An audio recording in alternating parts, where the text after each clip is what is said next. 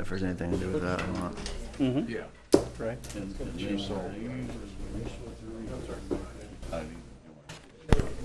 Well, you know, the other ones are all tidied up anyway around. They might as well update the place. You know? It's gonna be a long. Eventually we'll have that.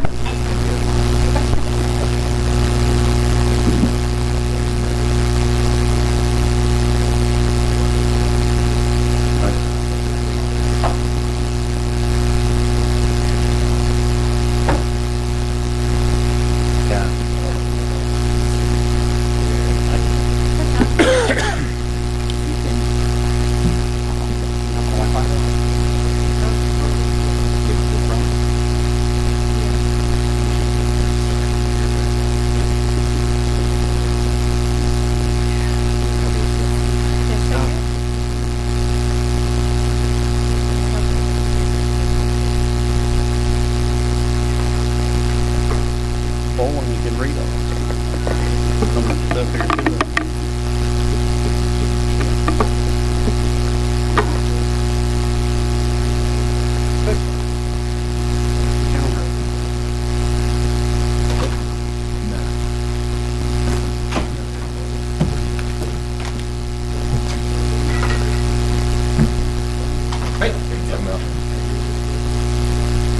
Yes, sir. Of course, that was the meeting though. I can look at Aaron. How's Taylor doing? Holy Joe. Yeah, Amber missed it. Joe and Sally's daughter.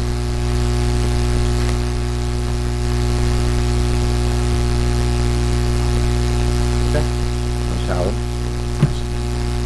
The receiver too.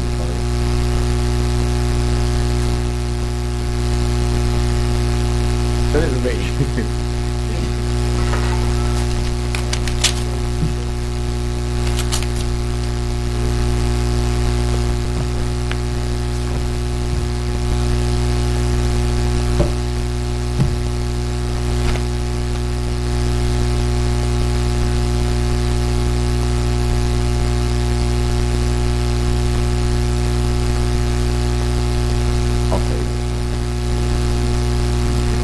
I'll tell you what, if anything exciting A lot happens. of light. There's one in this and then one in Oh, wouldn't I get you back?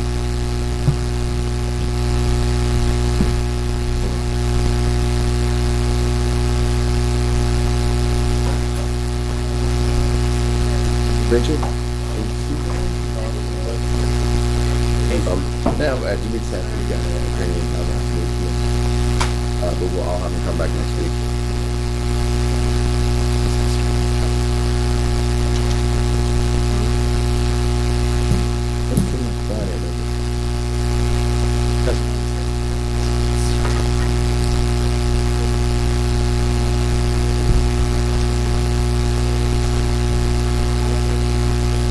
Do I? Harley.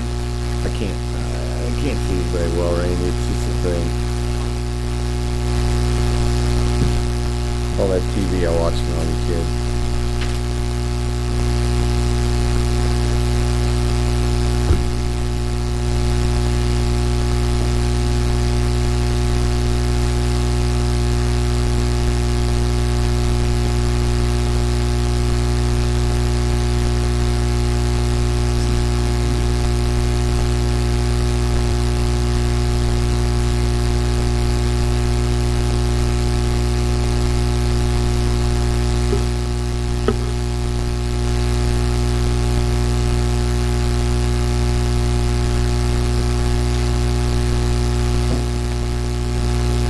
I got one.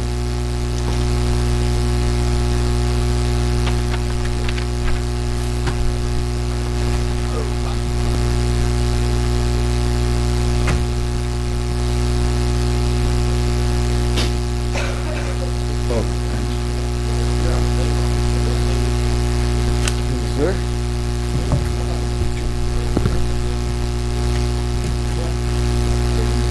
Go ahead. Clock.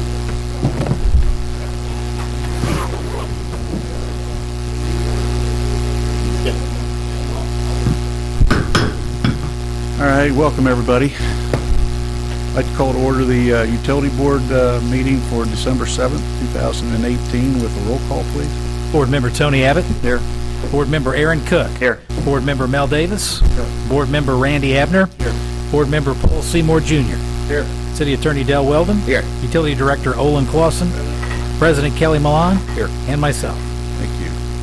Any announcements? All right. If not, I'll entertain a motion to approve previous minutes. The only minutes I have is for the correction I mentioned at the last meeting about the 3-2 vote. Right? it's a 4-1 vote in here, but when you go to the roll call, it's 3-2. Yeah. Yeah, you made the change on. I have it in as a 4-1 vote. Yeah. It should be a 3-2. No, it should be 4-1. Should be 4-1? Should be 4-1, but when you go to the roll call, it shows a 3-2. I see. So your vote should be a yay? Yes. Okay. That's correct. Yep. Okay. Thanks, Aaron. Thank you. Any other comments on the minutes? If not, I'll entertain a motion to approve the minutes with the change that was just mentioned. Second? Second. In favor? Aye. Opposed?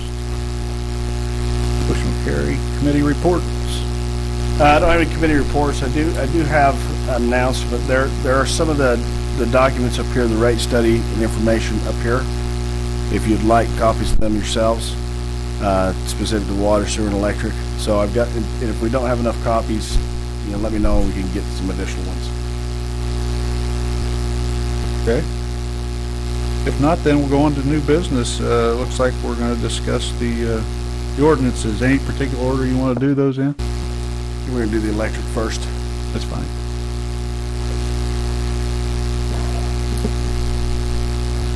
Mr. Mayor, members of the council, thank you very much. My name is Dave McGimsey. I'm a partner with Bingham Greenbaum Dahl, practicing in the utility area, and look forward to getting some good work done with you tonight on these ordinances to make sure we all understand them and can walk through them and answer any questions that you might have about the rates. The way we plan on doing this is hitting the electric first, then going to the water, and then to the sewer. So we'll bring Mr. Wolfram up in just a moment. But really, concerning the electric ordinance, it was introduced at the last council meeting. You may recall during that meeting we indicated that there's no public hearing required to adopt electric rates, but that it was our recommendation that the council hold a public hearing, and then the public hearing was set for December 17th at 6 p.m. That public hearing has been noticed in both the Journal Press and the Dearborn County Register to be held on December 17th at 6 p.m. A full cost of service study has been prepared by Catalyst Consulting. That is one of the handouts that's available, and Mr. Wolfram will come up in just a moment to discuss that. And this full cost of service study, it looks at the revenue requirements for the city, for LMU as electric utility, and it breaks those down into exactly how those costs ought to be allocated. Mr. Wolfram has a recommendation in that cost of service study that is based upon industry accepted principles. Those principles, including gradualism, are acknowledged by courts, acknowledged by regulatory commissions to be prudent rate setting mechanisms. And so with that, I will allow Mr. Wolfram to kind of walk you through and answer any questions about his the cost of service study work that he performed for the city, for LMU, excuse me.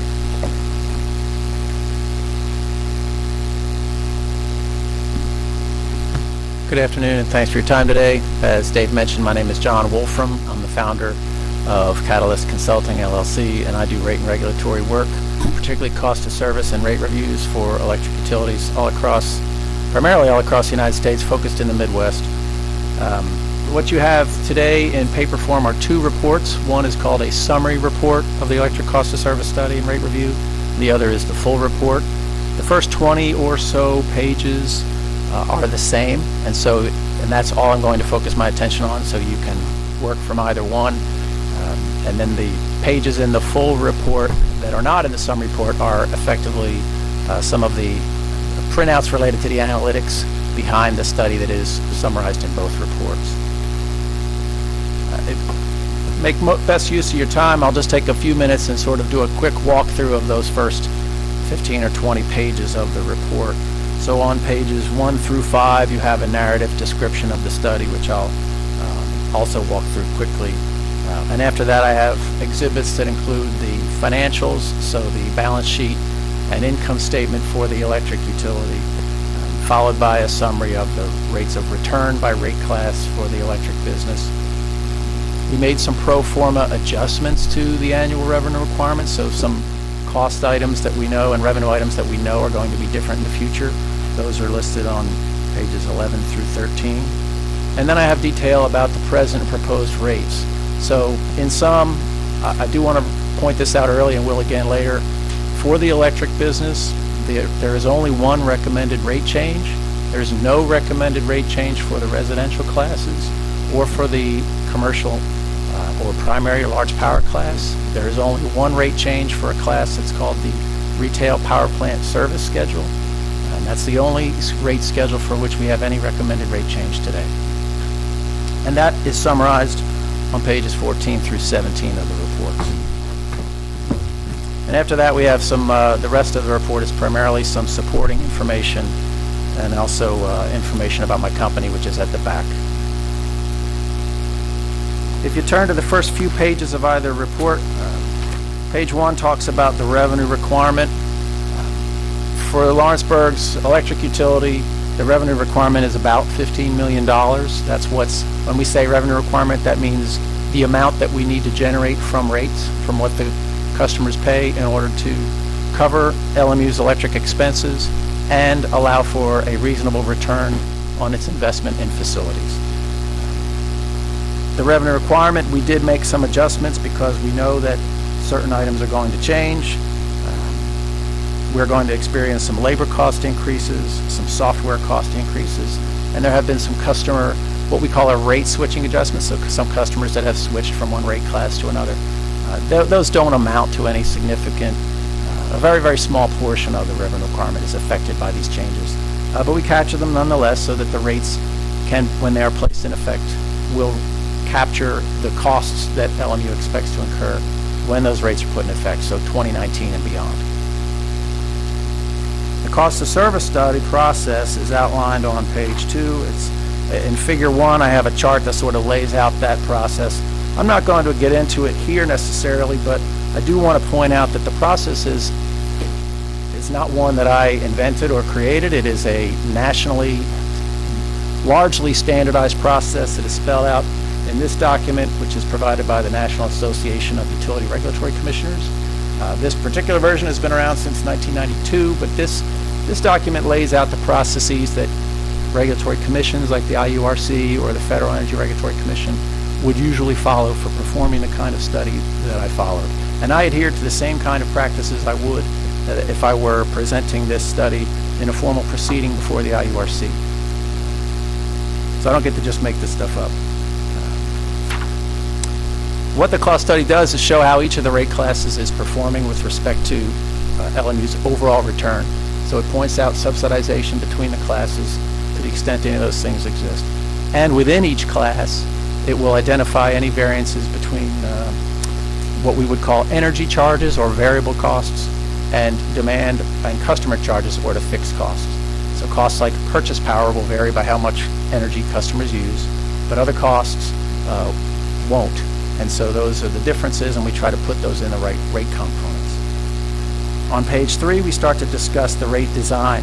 And by rate design, it's important first to look at each of the different rate classes and how much of LMU's overall composition each comprises. You can see in figure 2 on page 3 that the vast portion of a percentage of kilowatt hours and revenue are included in the city residential class and the primary power and light class. Together, those make up almost 85% of the kilowatt hours and 76% or so of the revenue. So that's basically where all the usage and all the revenue is, for the most part, in those two classes. Several important goals exist in rate design. Certainly, you want your rates to remain simple. You want them to be understandable.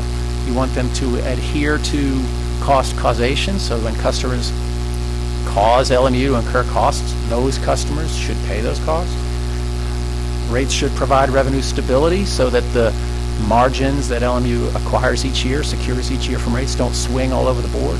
And the rates themselves should be relatively stable so that your customers can continue to understand them and respond to those price signals month after month and year after year. That last concept of keeping the rates stable we call the rate-making principle of gradualism, so that as rates change over time, you don't want to experience significant or large changes in your rate design at one time. That will avoid what they call rate shock, so the consumers aren't hit with significant rate changes at one time. And that principle of gradualism is largely accepted across the entire United States, and particularly here in Indiana by the IURC. With that in mind, well, Figure 3 shows how we determine the actual rate. So we take all of those costs for the different components, and we layer in a small bit of margin that allows LMU to earn a return on its investment in facilities, consistent with standard industry practices. Finally, on page 4 and into page 5, I describe the rate recommendation, and that is because while there is some subsidization of the residential class by the other classes, this is very common across utilities, particularly distribution utilities, and so that in and of itself does not warrant any change. And because the electric utility overall is earning a reasonable rate of return, no rate revisions are proposed for those classes that comprise the largest portion of the utility business, that is the residential and the primary power. One rate revision is proposed, and that is for the retail power plant service rate class. That is described in detail on page 15. There is a chart there that shows what the existing rates were in 2017, which is the data represented in the study, what those charges were in 2018 since they changed, and what the cost of service study shows that they should be, and what the, meaning if the costs were designed to perfectly recover, if the rates were designed to perfectly recover the costs, what those, we call that cost-based rates, what they should be. And then what the proposed rate, which is about 2/3 of the way between the current rates and the proposed rates. And that actually goes in more than one direction, because some of the charges we're proposing to increase and others we're proposing to decrease as part of this gradual movement towards the cost-based rates. And the reason for that is in order to satisfy the rate-making objectives of both gradualism and rate stability. The proposed increase of the demand charge and the reduction of the monthly service charge represent the elimination of about 2/3 of the gap between current rates and cost-based rates. And the energy charge is even greater movement than that, but since it's a decrease, that is also consistent with avoiding the rate shock. So these move those rates closer to what they should be based on ideal cost principles, but not all the way, in order to remain consistent with the principle of gradualism. And no other rate changes are proposed. So you can see on page 15 what we've got. The boxed area is the proposed rate change for the retail power plant service schedule.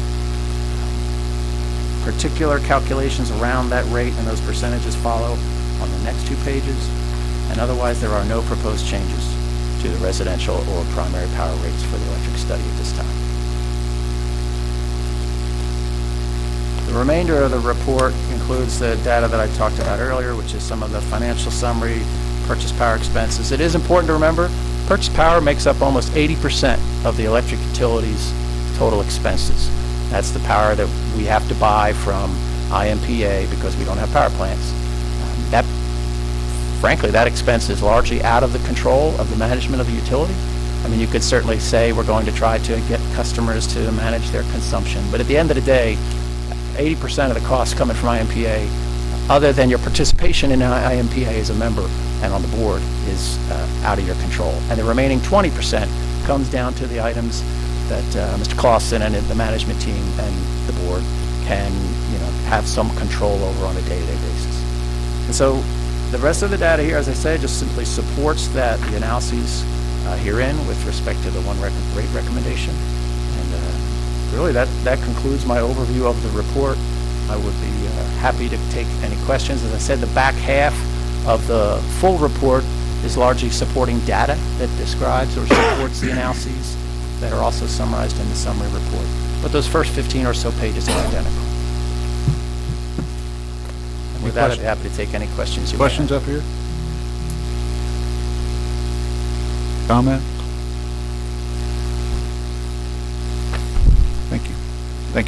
Thank you, I appreciate it. You said water next, but we've gone over the water, didn't we? We have. We went over water initially, but I think that tonight we need to get a second reading of the ordinances. Dave, is that correct? We need to get a second reading of the ordinances tonight? Okay, okay. So, I'm sorry? Make that a final reading. That'll be on. Second and third on the 17th, I suppose. 17th. Yeah, so we need the, I guess, sewer ordinance. Sewer study. Thank you. I should have mentioned earlier, one of the handouts is just a bullet that has high-level things that will largely track what the presentations are tonight. I'll just, for the specifics, you ought to refer to the ordinance. So if we flip over to the sewer, it's my understanding our Crow is running a little behind. They will be here shortly. So when they come, John Scomp will address you concerning the sewer rates. We do have a presentation on Cindy Ford at American Structure Point. Before I get to that real quick, though, as you recall, you're required to have a public hearing, and that public hearing has been noticed in both the Journal Press and the Dearborn County Register on the 4th and 6th, respectively, for the 17th at 6 p.m.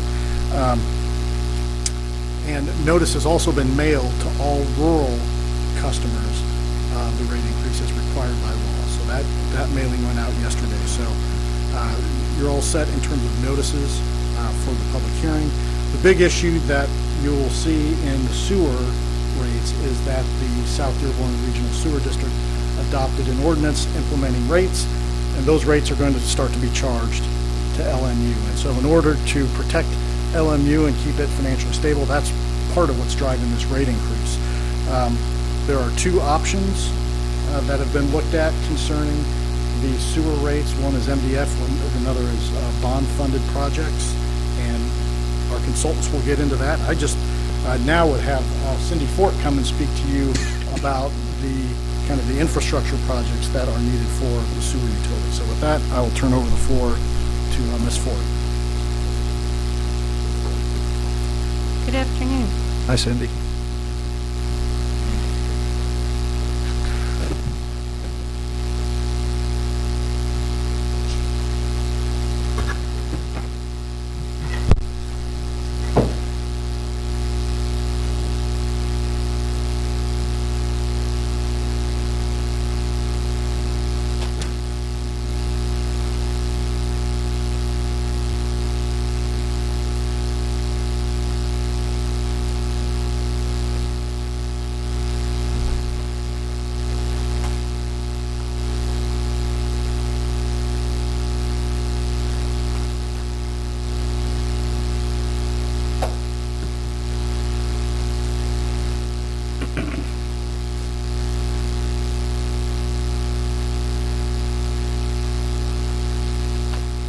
Okay.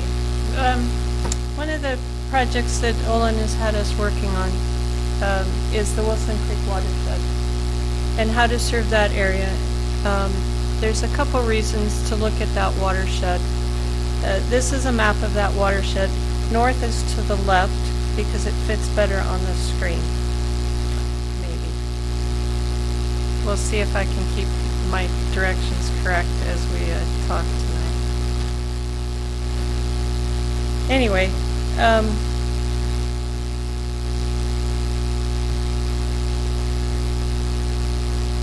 could get this to quit moving. The Wilson Creek watershed is largely unserved by sanitary sewer. There's a small stretch on Scenic Drive, which is that light blue line. That part of that has a low-pressure sewer system that is a... Andy, is it part of your system? It is part of the Lawrenceburg sewer system. And it pumps from individual grinder pumps up to 48 and then joins the gravity sewer system on 48 and comes down 48 to the pump station there by Tanner Creek.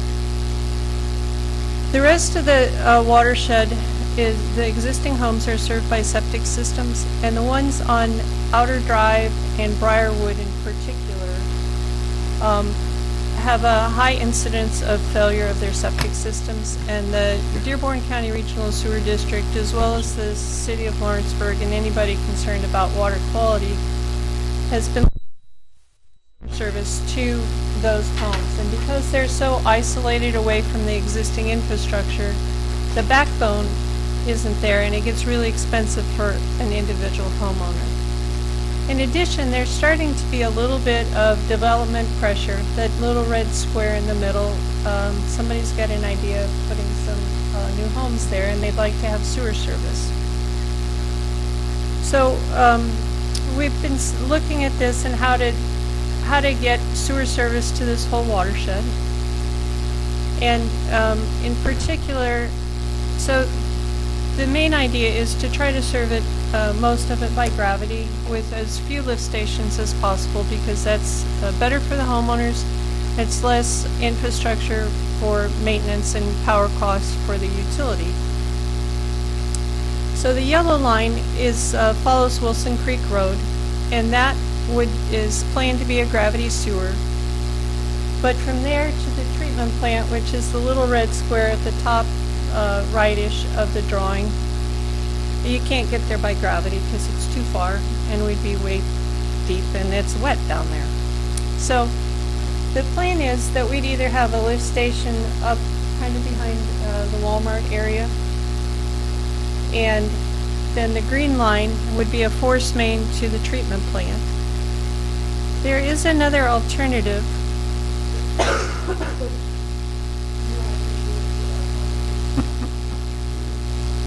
Anyway, so this line is a possibility. It's a really long way. And it would follow the Aurora force main that was recently installed near the footpath path. We've actually looked at the option of discharging the Aurora force main into a new regional lift station that would let really get rid of not really rid of, but take these two smaller pump stations there by Walmart, there's a Taco Bell and a Burger King lift stations, and bring those together with this flow from the watershed, and bring that to a regional pump station, and then pump it into that existing force main. Try to save some money doing that. The trouble with that is, one, that the pumps that Aurora has will now be too big because they don't have to so far. So they need to be replaced. And two, that force main isn't big enough when we get to ultimate building the Wilson Creek watershed. So we looked at some would be a pump station on the north side of the highway so that we can force under the creek and under the highway, and then the rest of the way. And then Aurora's force main just continues to work the way it does now. But at the regional station, we could focus Aurora's two smaller lift stations off that force main that's under 50, which has a big benefit because it's local. The other idea for short term is to, if we can draw on this particular map, is to take this lift station, so make it big enough for the proposed development, Briarwood and Outer Drive, those failing septic systems. So this is a step. And then pump it into the existing Lawrenceburg sewer system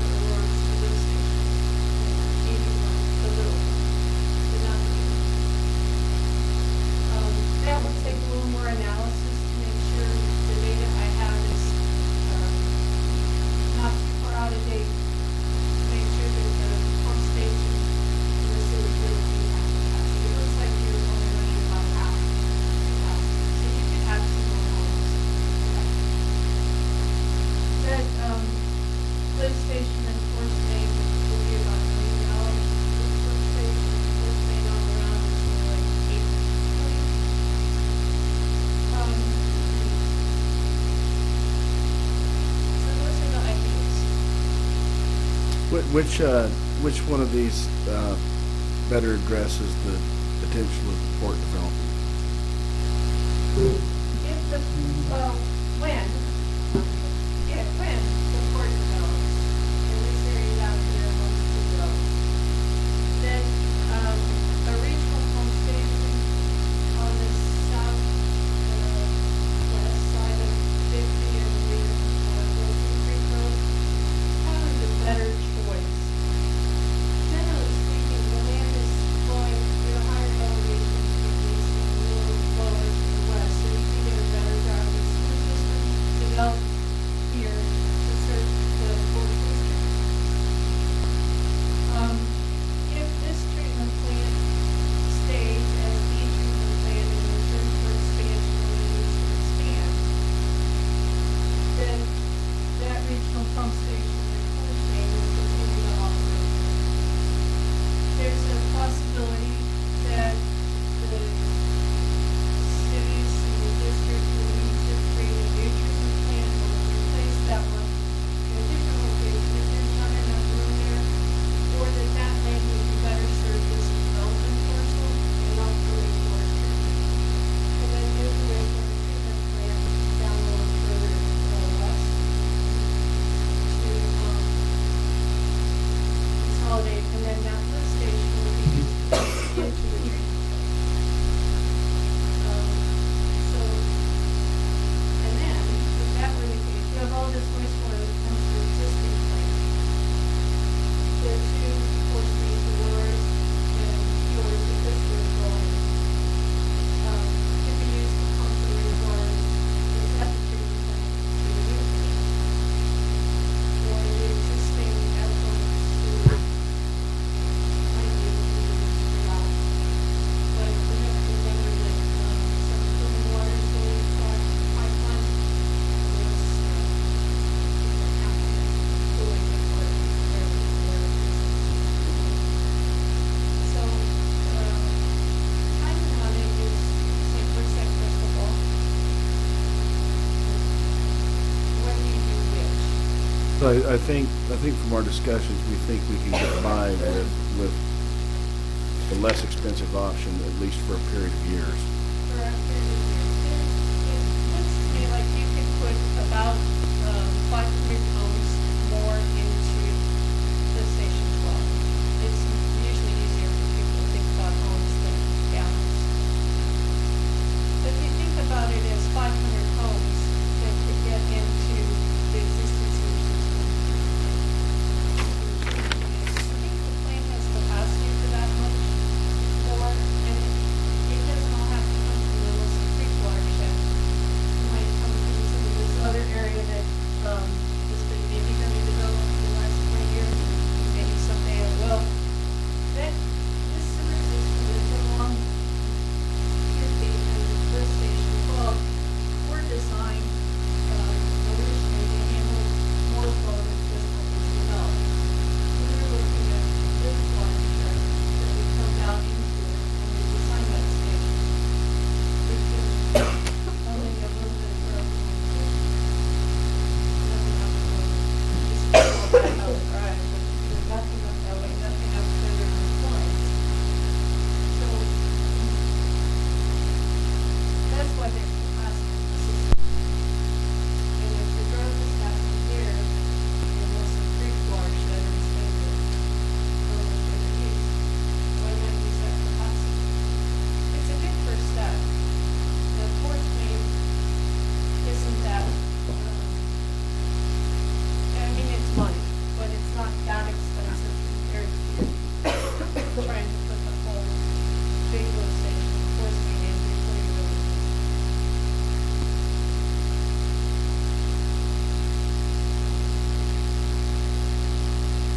And it costs sense. And I think what's important to understand is that this serves some interest that Lawrenceburg has, but it also has the potential to address some issues out in the county. Outer Drive and Briarwood, Shangri-La, those areas that Cindy mentioned are particularly tough and underserved. And I mean, obviously, we would look to the county to work with us and participate in that, financially to some degree. But I think our rates kind of cover, this plan moving forward. It's a staged plan. It's not an all-at-once thing. It's, certain things happen now and 2 years, 3 years down the road. So this is a multi-year plan, but we think that this is probably the best effort that I'm aware of to try to address some of those issues in the county and really bring some growth into Lawrenceburg itself.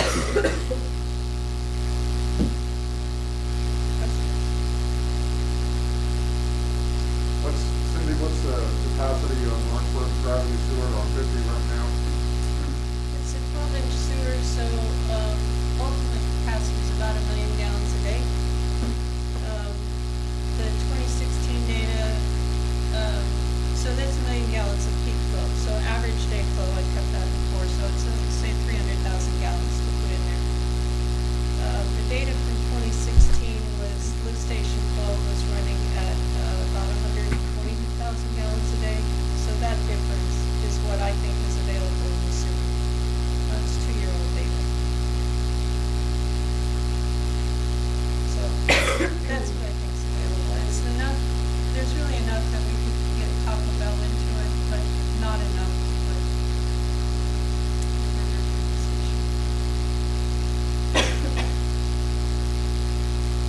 Cindy, do we know what in the proposed area, how many homes there currently are up there that are currently on septic? In the Briarwood and Outer Drive area in Shangri-La, there are 175 to 200 homes that are on septic. I think that's right. And I think in total there was around 320 homes maybe that could potentially be affected. Something like that. I have a question.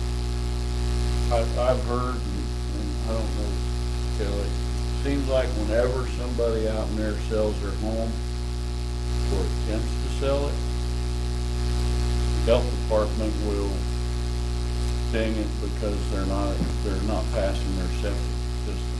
So then the banks won't loan on it. So this is a big problem.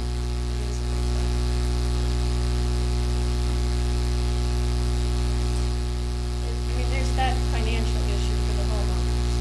There's also the health issue with septic systems that leak across the ground or into the creeks, and the water quality issue because of that. Well, I was looking at both ends of it. But it is both sides. There is a financial impact. Bigger problem is it's all over the county, it's just not that big, it's everywhere.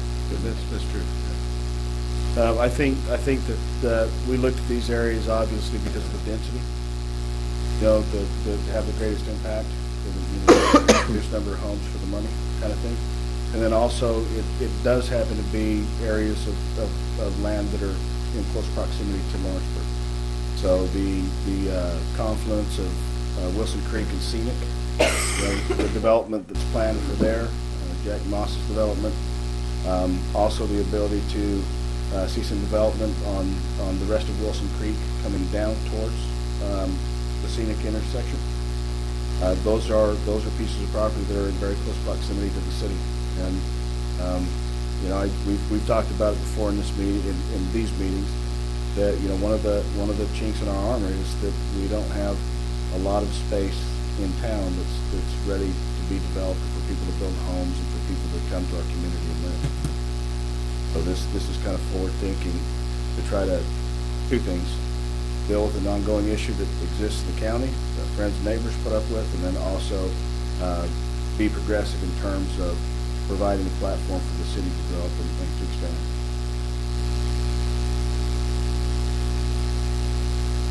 Other questions?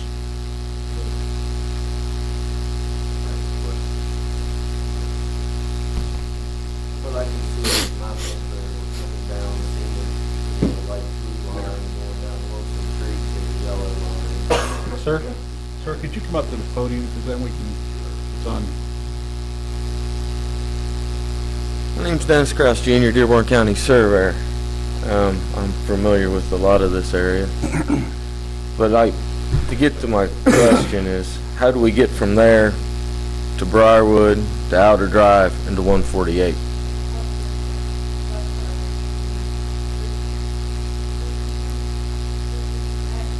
Okay, I see where you're at. I don't know the name of the road off the top of my head. Here, and then eventually, you really do get up into some of the places where you need easements, because there isn't a road connecting Wilson Creek up to 148. Okay. So they'll have to be some easements, whether it's following along one of the gullies or up one of the ridges to get to those easements. Okay. And if I remember, some of the city of Aurora comes up 148, and that's served by sewer, right? Off the city limits. Is there a capacity issue with coming through Aurora? Because it seems to me like that would be less Well, building of utilities to come down 148. The issue with that is the road 148 is Yeah. the highest point along the route. Okay. And so everybody on Briarwood and everybody on Shangri-La and Outer Drive would still face this problem of $10,000 roughly per home in grinder pumps to pump it uphill to the road, then come back down into the to the sewer system. The way that we're trying to design this is where the homeowners don't have a grinder pump, where it's gravity flow, so they've got a connection point outside the home, but it goes to a gravity flow sewer, so they don't have to worry about these $10,000 and $12,000 per house costs. Be much more affordable for the homeowner to tie into it. And if we do get in a situation where we have to lift the sewage, we would like to deal with that on a utility level. Have 15, 20 homes come to a point, then we pump it from there. And, if we did have to pump sewage, instead of placing that burden on the homeowner. Okay. Thank you. Any other comments, questions? I've listened to you over the years now. The more people you bring into the mix, the better you can control the rates. Is this that same type of service, or is this a service that will cost us with no return, or is this a service that's gonna be a benefit? Well, that's a good question, Mr. Seymour. I think the answer to that is, yeah, the way that you keep utility rates low is that you have additional people come into your system. So that means you have to have a place for them to come. There has to be land that's able to be developed. People go out into the county. We got people up on Tower. We had an individual a couple of years ago came in, built a house tied to our system. So he spent $40,000, $50,000 trying to get his sewer back to ours. And so, we had expenses trying to get him served. That's one customer. The idea would be that we try to open up ground that a developer would look at and be interested in coming in and investing in doing 10 houses, just like Mr. Moss with those 28 homes on Scenic. Those 28 customers in a designed, well thought out development. But the hope would be that others do something similar. Maybe not just like that, but that people would want to build and expand. And so there is some risk in the investment. People could not come here and not get in, tie into the sewer, and we wouldn't have the customers. But one thing is for certain, without the infrastructure, you won't have the customers. You don't have the chance to even entertain the idea. You have to have the infrastructure. That's the key piece to people coming to the community and wanting to be here, have an infrastructure.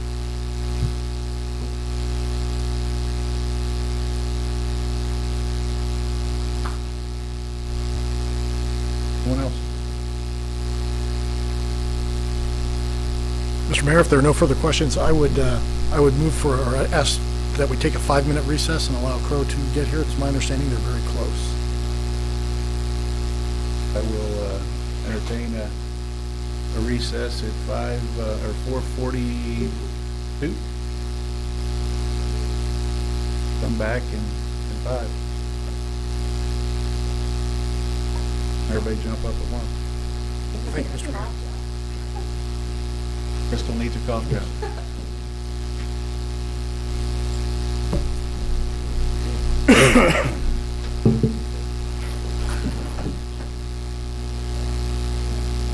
Charlie's going bad? I learned to bring my back with me.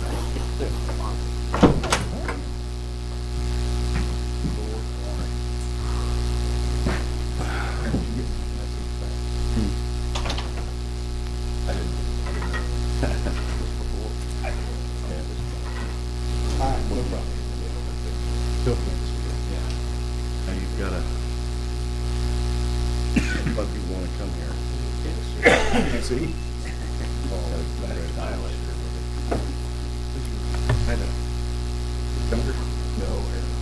Oh, Arno. Arno. The guy, the young guy now.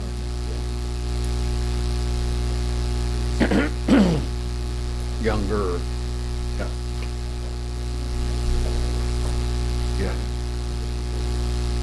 Oh.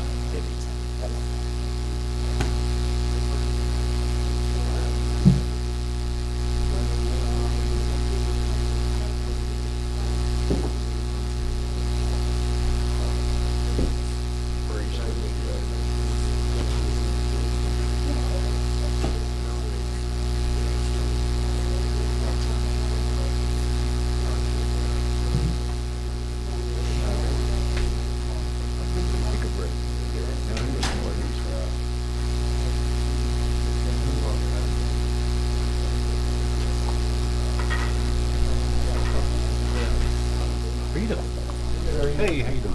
Dan? How you doing?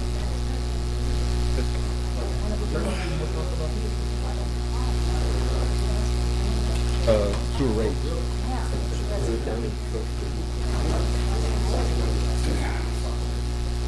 I would think, you might want to ask Mr. Lawson. Ask Mr. Lawson for sure, but I think we're just waiting on the sewer rate, the rates itself, the study for that. You got it. Yes, sir. Is there going to be any more discussion about the study tonight? I think it's just going to be the sewer rates. Yeah, that's fine. That's fine. If they want additional copies of her, How you doing? of Cindy's, Just fine, thank you. okay. Yeah, that's what was in the email. Got it. But, really, I'd like to have a follow-up meeting with the county folks, with you guys, to really talk about our plans moving forward, because this is one of those things that it can be staged in such a way that the funds become available. And we plan on trying to maximize every opportunity for funding. We're talking about state revolving loan fund, federal water quality grant programs, all those types of things. And so it's, anyway, kind of a collective Listening effort. to, oh yeah, you like that? That's nice. I agree. Monopoly. what I got here. Okay. Sure. I was listening to a Irish bluegrass I've got band. one, I I'll forget what take their it. name was, like the Fenians or something. But Thank you. they were so good, Yeah, same thing. and it's a live album that they have. I'll have to Just send it throw it to in the you. notebook But it on the was desk. really good. When we got done with it, and I knew I'd make sure to take the notebook with me.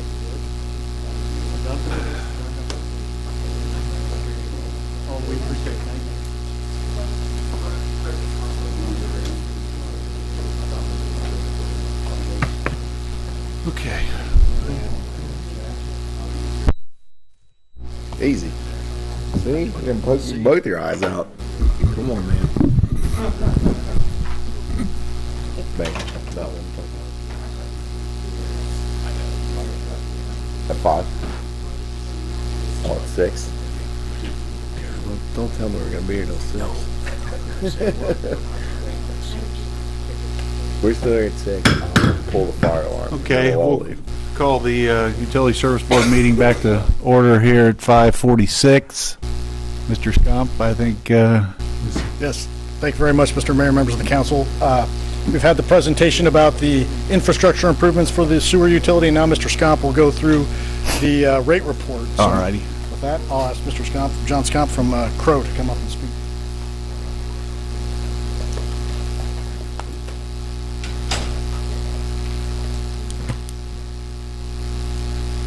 Afternoon. I had passed out the reports, and I think you had those from last time. I'd be happy to go through that at this point in time. Kind of just point out kind of the same things we did on the water at the last council meeting. On page 1, which is the purpose of the report, It does tell of the things that are contained, the calculations that we did through the report, a few things that we've done here. The sewer report, a little bit different than what we've done on the water, in that it does have two different scenarios, and mainly had to do with the funding of the capital improvements, whether the capital improvement program listed is funded by the MDF funds, or whether they're done through a bond issue. The bond issue would be a sewage works bond issue that would then be paid from the revenues that come in the sewage works. So those are two different funding sources. Scenario one being grant through the MDF fund. Scenario two being something where we actually fund them through a revenue bond and then pay them off with utility revenues. This report also calculated a high volume rate, which we had not previously had, or do not currently have. So we've got a high volume rate. South Dearborn is changing the way we're being billed starting January.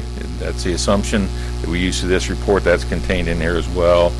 We also developed some monthly billing charges, and then also came up with a system development charge that we'll talk about. So that'll be kind of the highlights of the things I'm going through here. On page 2, as I pointed out on the water, if you look at the balance sheet, again, the utility plant, the sewage works has invested over $15 million in the plant that's out there. This is a little bit lower than what the water had, but remember the treatment plant here is owned by South Dearborn. So with the water utility, a little bit higher, and that we have the treatment facilities and other things that are there. With the sewer, that treatment facility is owned by South Dearborn. The other thing to note on the balance sheet on page 2 is that the utility currently does not have any debt. So that puts you in a good position to keep your rates as low and as reasonable as possible. While at the same time, if you do need to issue debt, you're in a very strong position there. Page 3 goes into the comparative income statement just there for your review to see what has happened not only during our test year, which is 2017, but also in the years prior to that. Things have remained relatively steady during that time in both the revenue and expenses. There have been some fluctuations, but relatively steady. And it's what it showed us was that we could use 2017 as a test year, and it was reliable for rate-making purposes. Next couple pages show you the detail of the operating expenses, and if you have any questions about those, we'd be happy to try to provide answers for those. But if you go to page 6, the one thing we did different in the sewage than the way we'd done on the water, when I got to the water, got to this point, I talked to you, we showed a total adjusted income statement, and we adjusted the revenues and expenses and kind of showed just an income statement there. On the sewer, because of the changes with the expenses and the change the way South Dearborn was doing, the change there being significant enough, we've actually shown an adjusted statement of the expenses here, and then we'll do the revenues in a little bit. We didn't do it all on just an income statement. As far as this goes on page 6, this is where we go through the expense adjustments. And just kind of going back a couple pages to page 8, that's where we start. All these adjustments in the middle column are detailed starting on page 8, so that you'll see what we're adjusting and why. First adjustment has to do with salaries and wages. If you go to page 8, adjustment 1, we actually do a pro forma of salaries and wages, and we set that so during the time period which these rates will be in effect, we'll be collecting the amount of wages that would correspond to that time frame. The more significant adjustments do get in starting in adjustment 2, and this is where we're adjusting for the fact that we're going to be billed differently by South Dearborn. So in adjustment 2, what we do is go in and kind of clean the slate and wipe out all the old charges from South Dearborn based upon their old billing system. So that just kind of wipes the slate and says, okay, we need to just reset from the start and take out all those various charges that were charged in the past. And then as you turn the page to page 9, you'll see that we start putting in, on a going forward basis, how will we be billed by the district. So instead of being billed these 1/3 of expenses or some fixed amount for capital improvements, what happens going forward is you look at adjustment 3, the first part of adjustment 3, we've calculated what the pro forma flow charge would be. Will be charged $1 per 1,000 gallons coming through the district. So we've got that charge calculated for the year. Also a strength charge of 30 cents per pound, so we've got that in there. There's also a demand charge that the district calculates based upon the amount of demand we place on the system versus the other wholesale customers of that system. So we have that demand charge that be paid each month, and also a billing charge. To come up with the fact that as you look at the bottom there, we expect the bill going forward just for the Lawrenceburg part of it to be about $656,000 per year rather than what it was previously. Now, what you're looking at there is that's for, yeah, Mel? It's an increase. Yes, that is an increase. If you look at what we deducted on item 2, you'll see we deducted $527,000 that we paid during the test year on adjustment 2, and you'll see that just for this portion here, the pro forma going forward is about $130,000 higher at about 656. So now what that does is just assuming that's the Lawrenceburg flow as it was in 2017. The next adjustment picks up the new industrial customer that would come to Lawrenceburg, and that's MGPI. So in adjustment 4, you'll see that we picked up the additional charges there of about $1 million from the district that would become because we'll now be charged for their flow as well, and they'll become a direct customer of Lawrenceburg. Other adjustment 5 is for some annual software costs. On page 10, you'll see that we adjust for retirement benefits and adjustments. Yeah, sure. Say this is for a 2 years, right? Am I looking at that right? 18 and 19, or just 18 or 19? Which one's this? I'm sorry. Look back, and when we go back to, you go back to page 8, please. Okay, yeah. The increase in estimated salaries, Yes. about $80,000. Mm-hmm. What is that? That's taking the current employees with their salaries and benefits and projecting that through 18 and 19 and saying, okay, given, if everything stayed the same, what do we expect, what range do we expect those salaries to be in during that time, or each year during that time? Okay, but that equates out to what, a 12% per year increase? That I don't know. I didn't, I'm sorry, I did not do the detailed adjustment. We could get that information for you, but I don't think it was that high, no. So I'm just taking it as, okay, the test year was $357,000, right? Mm-hmm. Oh, I see what you're saying. No, understand one thing that happens during the year is you bring on employees and then you'll have a gap. And then, so we're trying to say with the current level of employees we have going forward, if they're full year of salaries and wages from those employees. So for example, if someone was gone, you had a gap in a position for 2 months, then we're actually adjusting up for that 2 months of the gap as well, so that we make sure the salaries cover all of that. So during the test year, if there was some gaps in some of them, that's being adjusted up at this point in time too. So okay. But you can't use that to define the percentage, and I know it's not in the 12%. I know it's not that. So page 10, the other adjustment we had is basically very similar. It's exactly as water is adjustment 7. We're bringing some benefits over that were paid before by the city, move those over so the sewage works can pay for their own benefits. This is something that the utilities have been working towards for quite some time. The remainder of the adjustments are kind of small, just cell phone taxes, FICA taxes, and those type of things. So that wraps up the expense adjustments. So that's what we did. We first of all came in and looked at the expenses.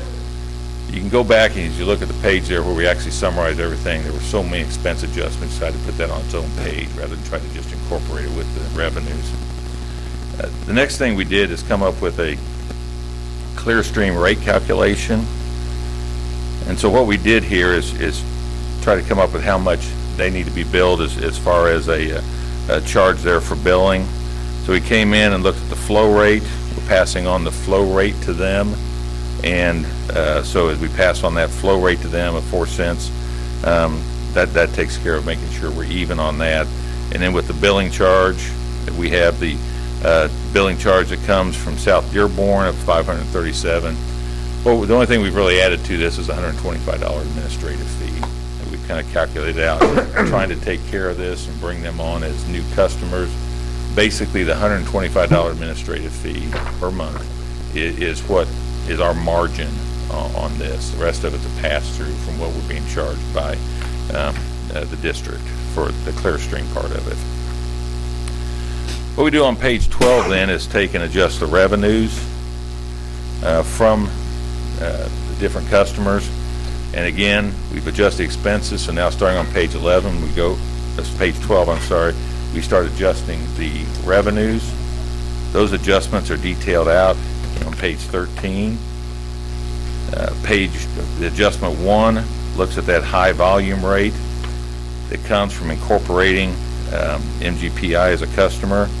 You can see the money we're bringing in there, about $745,000.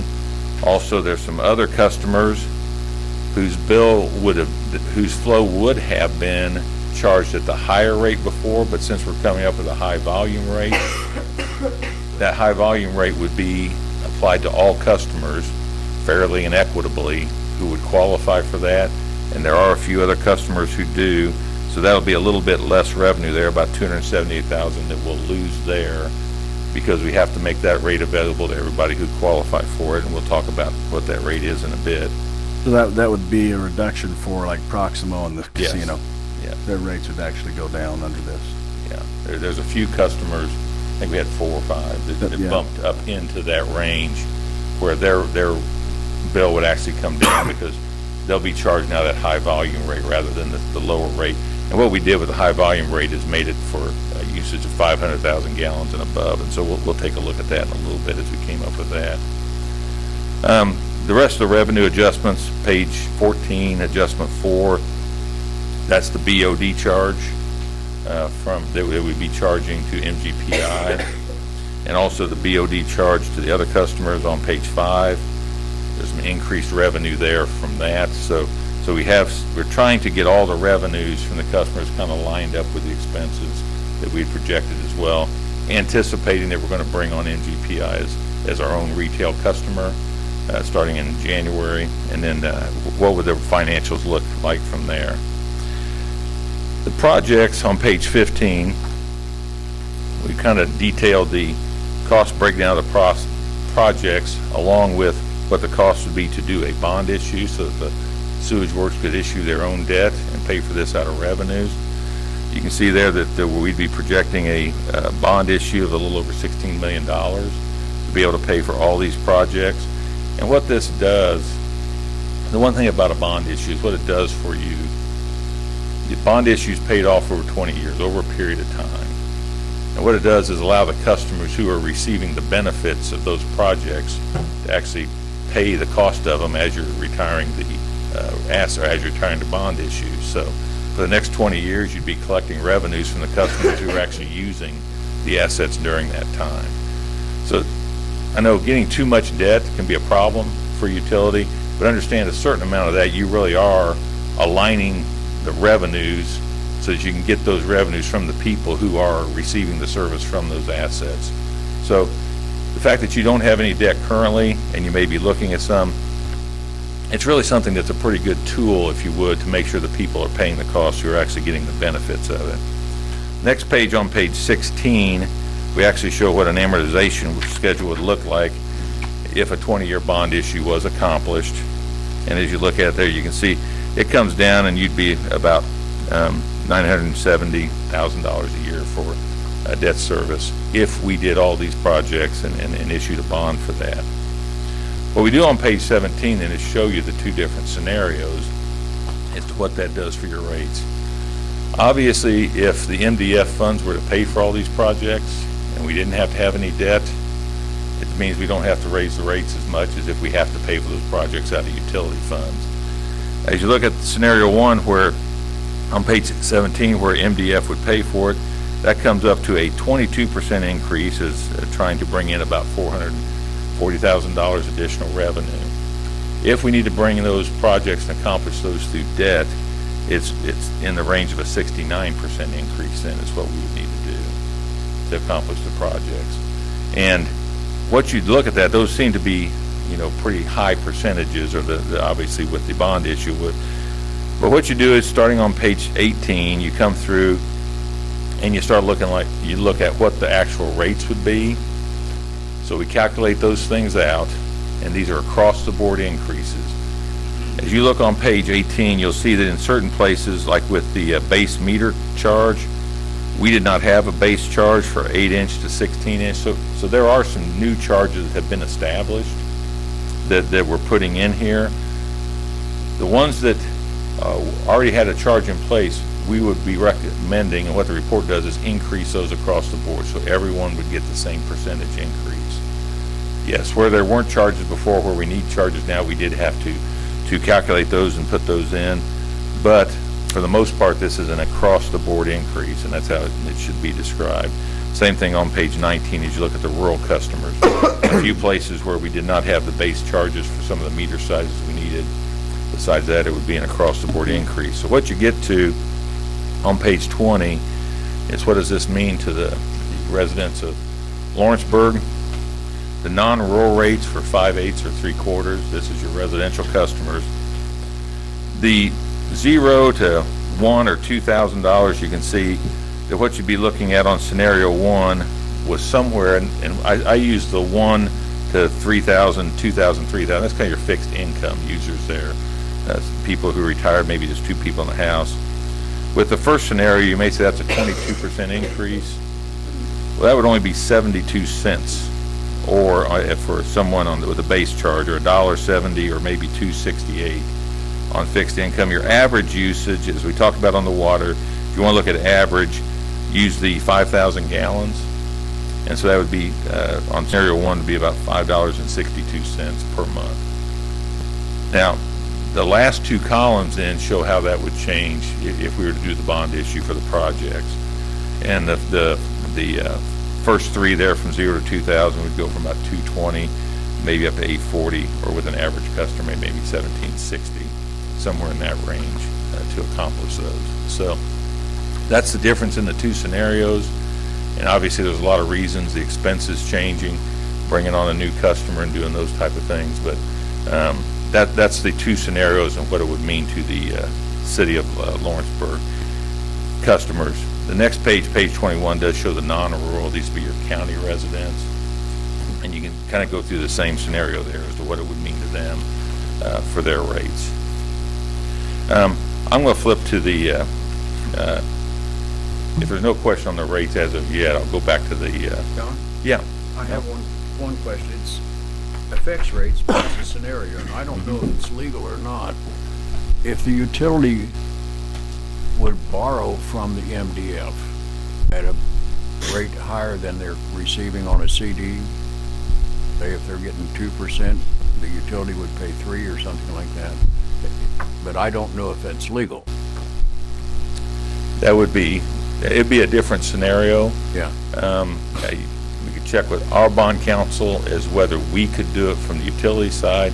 Yeah. And probably the MDF fund would need to have a legal opinion on their side as Yeah. to how they could loan out Yeah. funds. Yeah. Because one of the things is, they may have some funds escrowed or put aside, but do they have the ability to loan those funds? That's the part I don't know. That's the key. Yeah. Do they have to keep them on hand or not? Right. So that'd be probably a twofold legal question. Right. On that. So. So can one utility borrow from another? I'd have to let the attorney speak to that, but yes, they can. I think it's generally over a 5-year period that you can do that. So that need to be paid within 5 years. So taking on $16 million, trying to repay it within 5 years, it would be much higher than the 69% to be able to accomplish that. But yes, they can be some inter-fund borrowing there. That was my only question. Oh, I had another question, and I should have asked it earlier. Did your wage scenario take into account the 2 employees that the city is currently paying for now that would be shifted over to the utility? From what I understand, Mel, this is the utilities paying all their own freight here, so everybody's built in. I just wanted to make sure that was included. Yeah, but this is, both the water and the sewer are not only bringing the employees back, but we're trying to get the benefits back. I understand. And us stand alone at this point.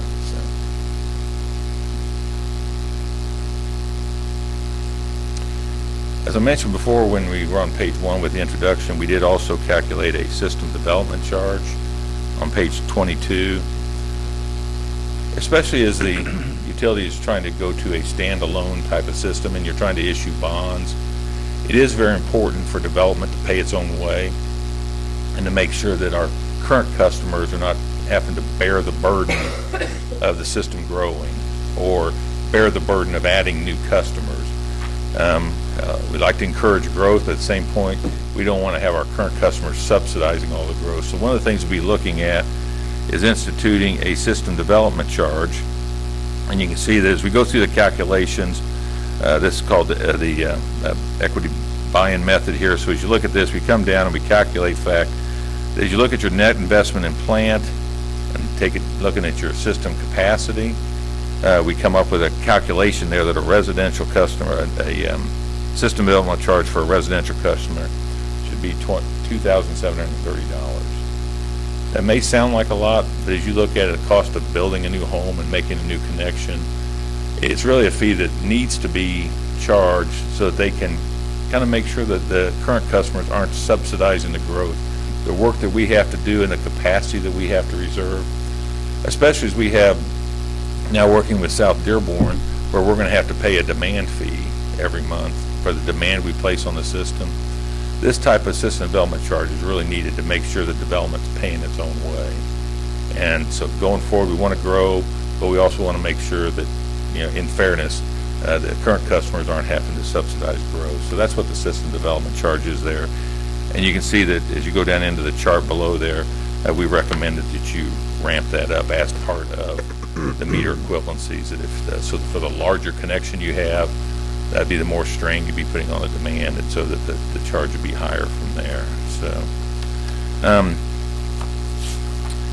page 23 then is the Appendix A. It really just shows how we came up with the calculation of the high volume rate. If you go back and look at that, we calculated that the current rate based on the charge would be $2.17. I'll have you turn back to page 18 and look at as far as how we develop the high volume rate.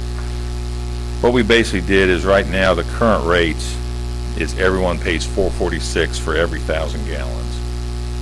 No change, straight fee. And quite honestly, that's what it needed to be in the past. We developed that in the past. That was a good charge, a good way to bill. Most of our customers are pretty homogeneous. The flow was about the same, and we did have a few customers that went above it. But now what we're looking at is bringing on a significantly larger customer. We did need to develop a second rate class. So we broke that off, looking at the usage and going back and looking at other customers. We broke that first rate block off at 500,000 gallons, then the high volume rate at everything above that. So what you're looking at is in the first rate block, in scenario 1, first rate block will be 544 per 1,000 gallons. And then what you're looking at is, after you get through that first rate block, we're getting down to where we really need to just recoup our incremental investment plus some margin for profit. So that's what we calculated there and showed that currently, that'd be with our current level of expenses, or the projected level of expenses, not 2017, but what we projected, would be $2.17 under scenario 1 or $3.01 under scenario 2. So that's what we've developed. That's how we've developed the high volume charge, is to say we have two rate classes, those who don't exceed 500,000 gallons per month and those who do. And then that's how the two rate classes are developed. So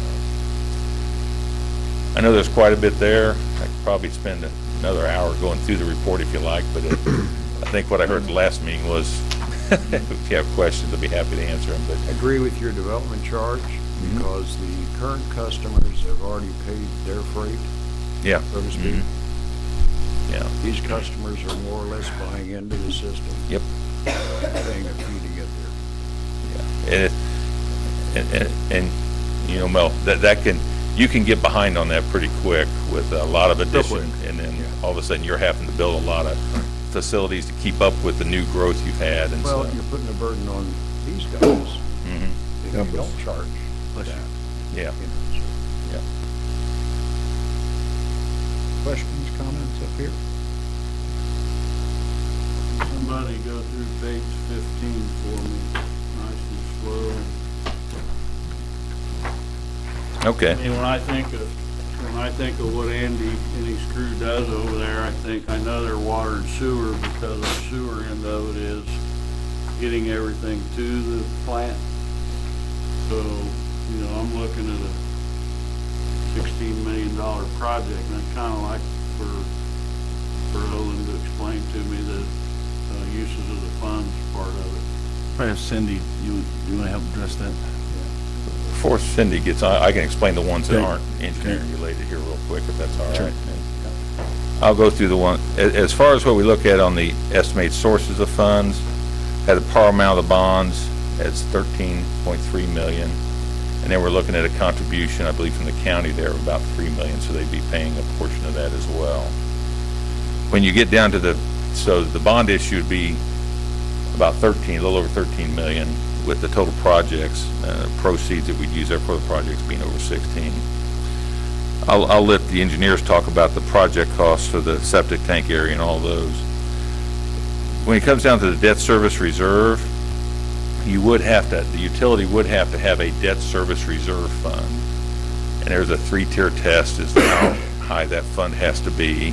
What we projected is that fund would need to be about $975,000 that they have to put into a fund and hold it, if you would. And you can either fund it from bond proceeds, or you can build it up over a period of time. Most economical way for this, and the bond market expects this isn't something we just choose to do to have extra money on hand. The bond market requires that you have this dedicated debt service reserve fund that basically you can't touch it unless you're ready to default on your loans. There's also an underwriter's discount that when we bid these bonds, the underwriters may or may not request this discount, but we have to plan for it in the bond issue so that discount is in there. Other cost of issuance would be the financial advisor's fee, the bond counsel's fees, everybody else's fees that go into actually issuing the bonds. We have $110,000 built in for that. We have put in $97,000 because the utility has not issued debt before in a long time. The bond market's not going to recognize that you've issued debt before. So in order to get the best possible rates, we may need to buy insurance on the bonds. And if that's available and if it's cost effective, and there's actually a test you have to go through to make sure it is cost effective. So we've built in $97,000 in case we need to buy insurance. And that's something that'll be considered as you're ready to issue the bonds.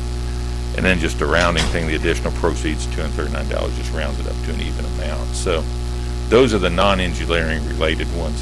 I'll let the engineers talk about the project costs, but that's the other things that would be included in a bond issue.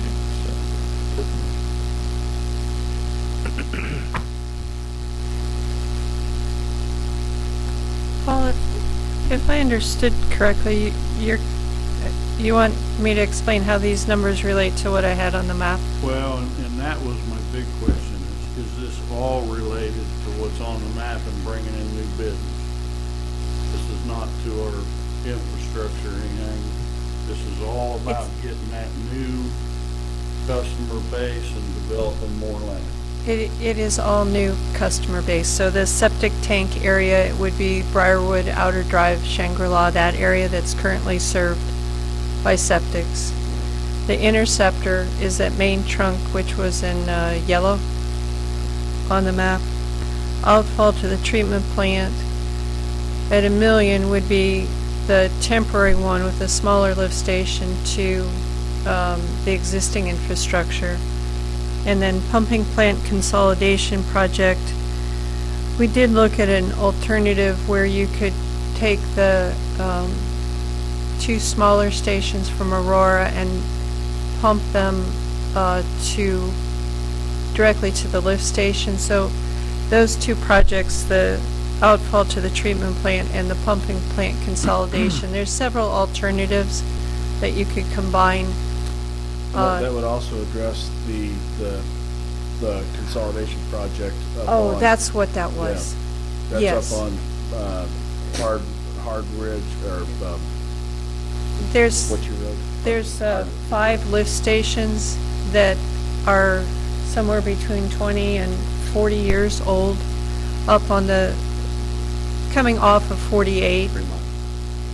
And Andy's come up with a good idea on how to bring those together into a regional pump station and get rid of 5 old small stations, get them into a regional station and pump them back up to 48. And there are 5 older stations that cost us money on a yearly basis because some of them are, they're older.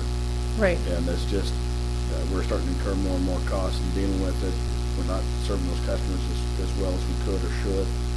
And so, yeah, the thoughts that Andy came up with on consolidating that really are a huge benefit to the utility. Right. To existing customers. Right. And that would probably be the only part of the project that does speak to existing customers that we're serving. That's correct. Those would be existing customers. Thank you. That answer your question, Paul? Anyone else?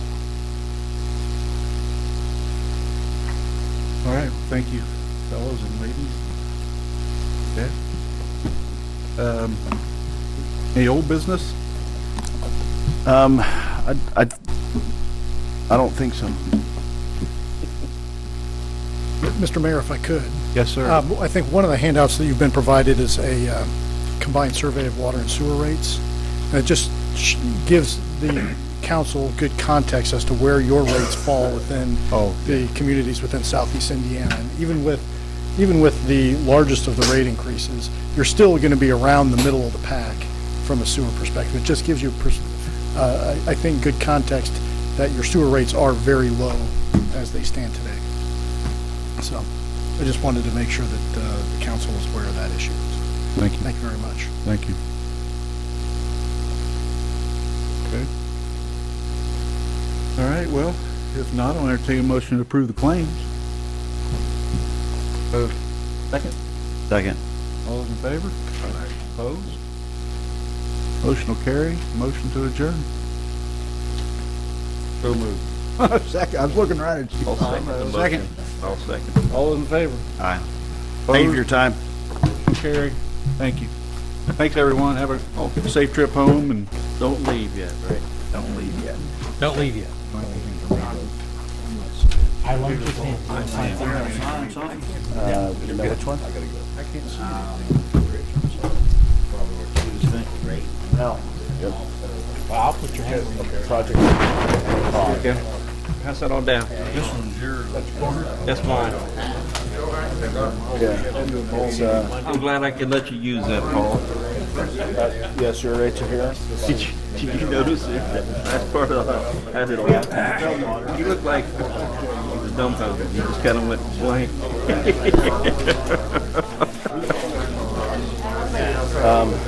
The distillery. No, the Greendale, right? No, they are. I be mean.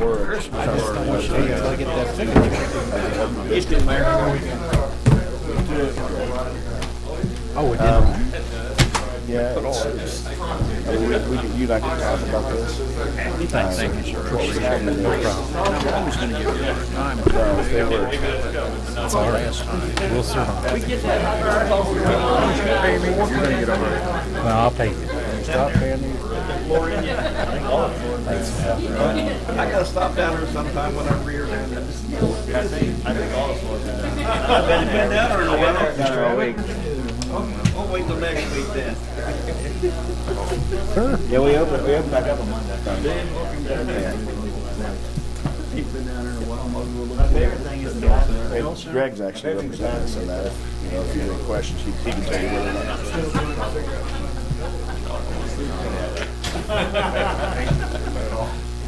He's asking us that. How are you, young lady?